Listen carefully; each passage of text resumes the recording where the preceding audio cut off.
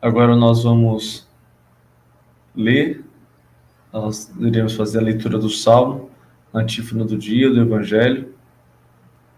Então, nós vamos meditar bem, escutar bastante, com bastante atenção, porque na palavra do Senhor está a nossa vida, os nossos discernimentos. Não há discernimento daquele que não faz leitura orante da palavra. Qualquer discernimento que se quer fazer na vida, que se precisa, ou decisões que precisam ser tomadas, aquele que não tem intimidade com a palavra tem muito problema nos seus discernimentos. Então vamos voltar o nosso coração para o Santo Evangelho, para o nosso Salmo, para que possamos ouvir atentamente aquilo que o Senhor tem a nos dizer. O Senhor anunciará a paz para o seu povo. O Senhor anunciará a paz para o seu povo. Quero ouvir o que o Senhor irá falar. É a paz que ele vai anunciar. A paz para o seu povo e os seus amigos, para os que voltam ao Senhor o seu coração. O Senhor anunciará a paz para o seu povo. A verdade e o amor se encontrarão. A justiça e a paz se abraçarão. Da terra brotará a fidelidade, e a justiça olhará dos altos céus. O Senhor anunciará a paz para o seu povo. O Senhor nos dará tudo o que é bom, e a nossa terra nos dará suas colheitas. A justiça andará na sua frente, e a salvação há de seguir os passos seus. O Senhor anunciará a paz para o seu povo. Esse foi o nosso salmo. Vamos ler então agora o nosso Evangelho. A antífona, a leitura que antecede o Evangelho, diz assim: Jesus Cristo, Senhor nosso, embora sendo rico, para nós se tornou pobre, a fim de enriquecer-nos mediante sua pobreza. Mais uma vez, Jesus Cristo, Senhor nosso, embora sendo rico, para nós se tornou pobre, a fim de enriquecer-nos mediante sua pobreza. Proclamação do Evangelho de Jesus Cristo, segundo Mateus. Glória a vós, Senhor. Naquele tempo, Jesus disse aos discípulos: em verdade vos digo, dificilmente o rico entrará no reino dos céus. E digo ainda, é mais fácil um camelo entrar pelo buraco de uma agulha do que um rico entrar no reino de Deus. Ouvindo isso, os discípulos ficaram muito espantados. Perguntaram: então quem pode ser salvo? Jesus olhou para eles e disse: para os homens isso é impossível, mas para Deus tudo é possível. Pedro tomou a palavra e disse a Jesus: vê, nós deixamos tudo e te seguimos. O que haveremos de receber? Jesus respondeu: em verdade vos digo, quando o mundo for renovado, e o Filho do Homem se sentar no trono de sua glória, também vós, que me seguistes, havereis de sentar-vos em 12 tronos para julgar as 12 tribos de Israel. E todo aquele que tiver deixado casas, irmãos, irmãs, pai, mãe, filhos, campos, por causa do meu nome, receberá 100 vezes mais e terá como herança a vida eterna.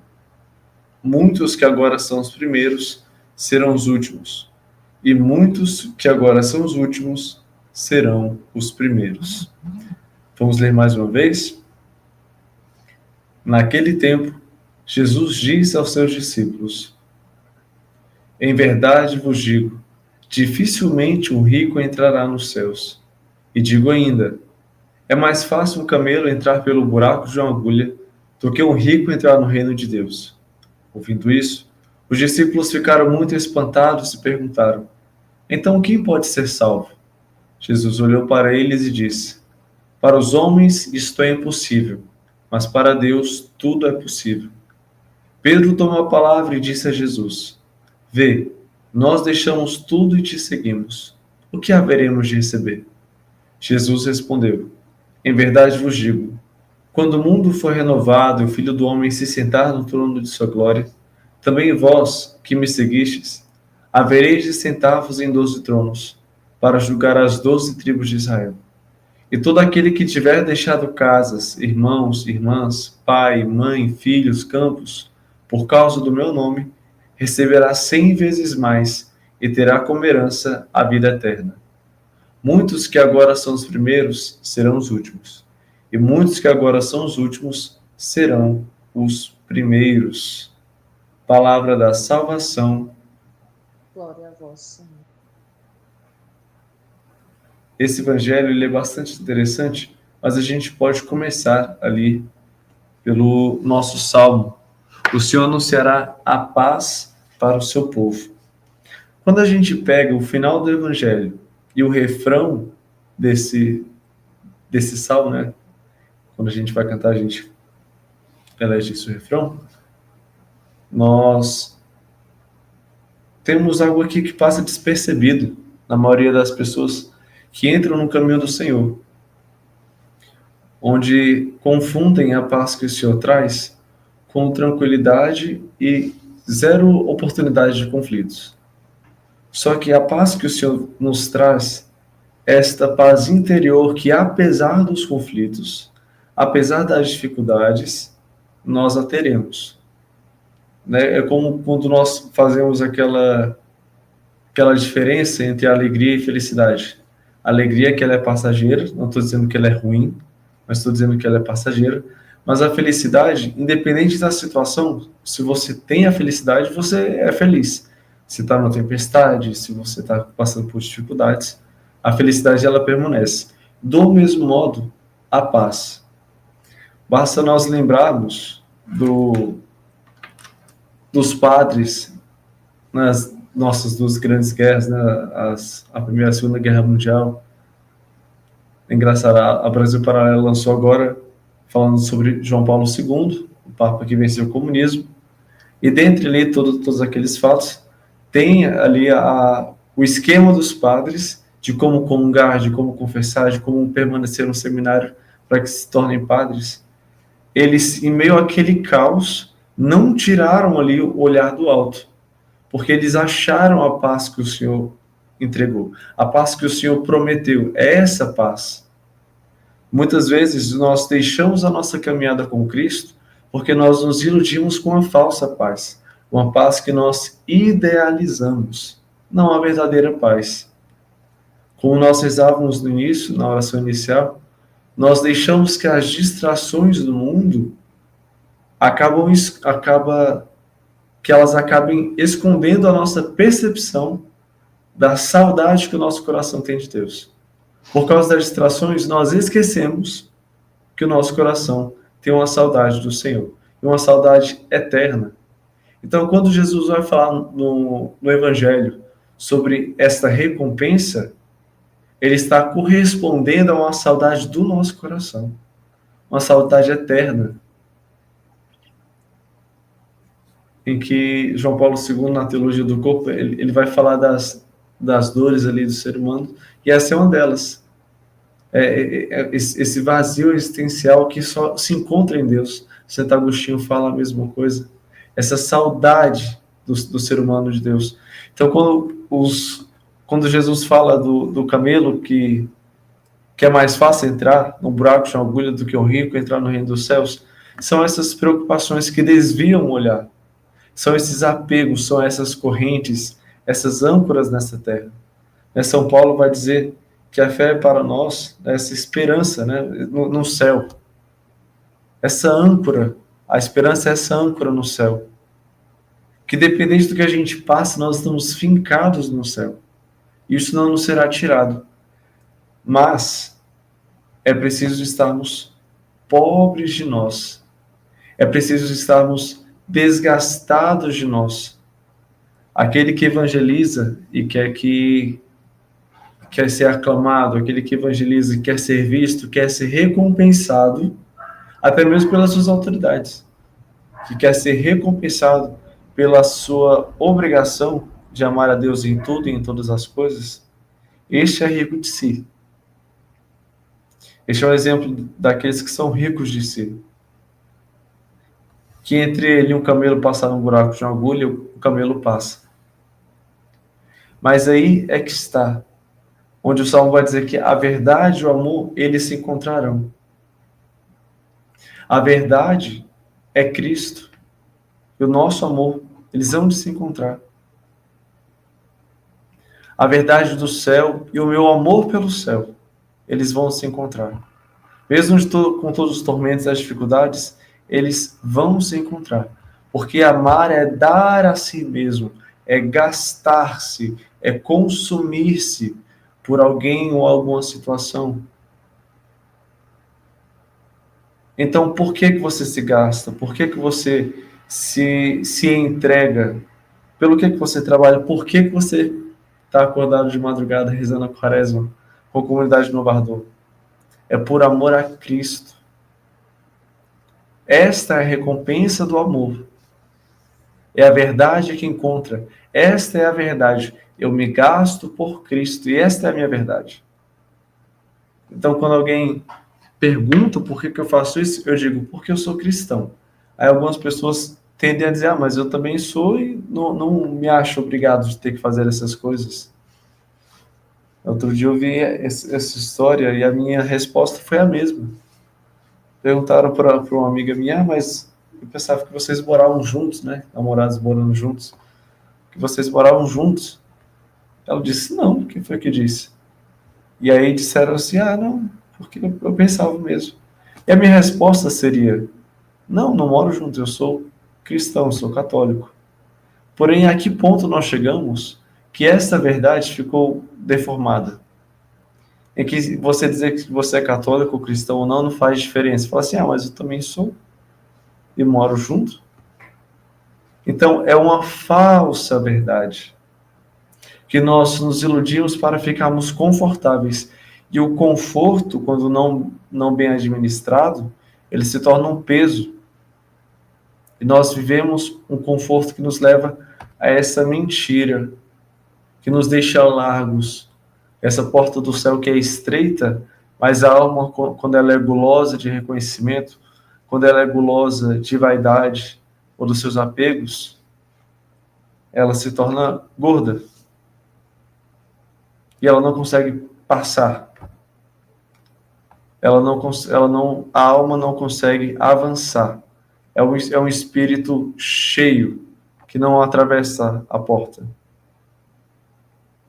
Porém, o camelo conseguiria passar pelo fundo da agulha porque teria ali o espírito mais humilde que dessas pessoas que são cheias de si.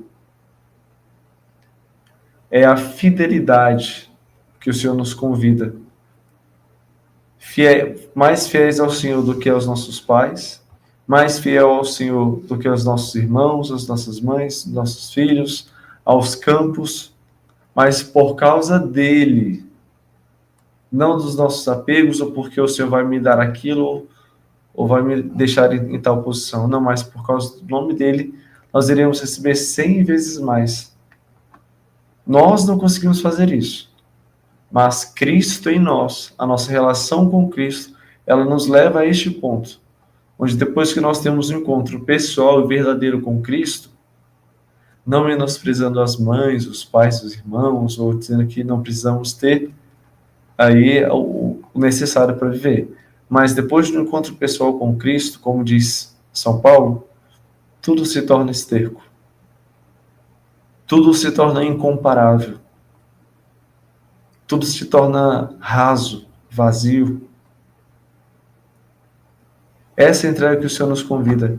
Que só o Senhor, só o encontro pessoal com o Senhor, pode nos fazer perceber o quão nada nós temos. E o quão nada nós temos que manter. Nós temos que manter esse nada em nós. Porque Cristo que age em nós, para Ele, para nos salvar. Jesus quer precisar de nós. Quer que sejamos esta morada vazia, mas cheia dele. Porque a casa, ela tem as características do dono. Então, quem está habitando em mim? Se Cristo mora em mim, ele faz de mim um céu. E aí ele supre essa saudade do meu coração estando em mim. Essa morada que um dia eu hei de encontrar. Porque muitos agora são os primeiros. Muitos que agora são os primeiros serão os últimos. E muitos que agora são os últimos serão os primeiros. Que em breve nós nos encontraremos com Cristo. Alguns que estão à espera, alguns que neste exato momento estão se encontrando com Ele. Mas e nós? Quem habita em nós? Do que estamos cheios? Do que a nossa casa está cheia? Do que o nosso espírito está cheio? É por amor que eu me gasto? Qual é a verdade do meu coração? Como é que está a minha alma? É uma alma rica ou uma alma pobre?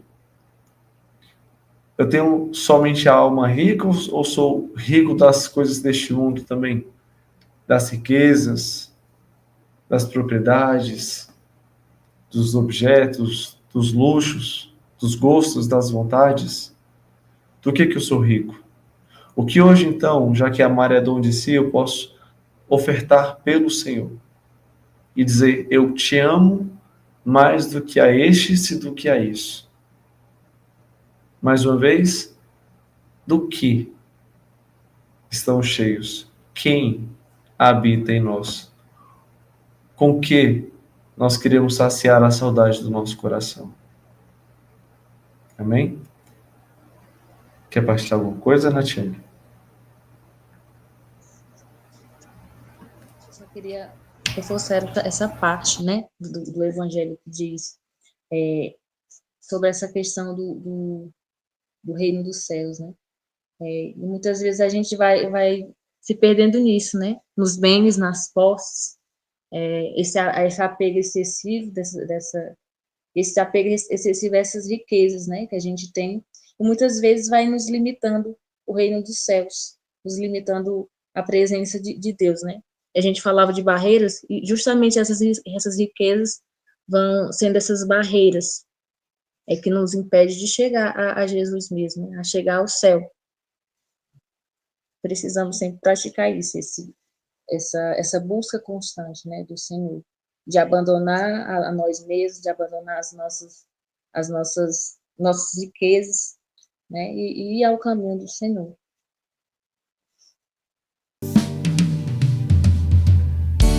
Não pares, não deixe de caminhar. É graça divina começar bem.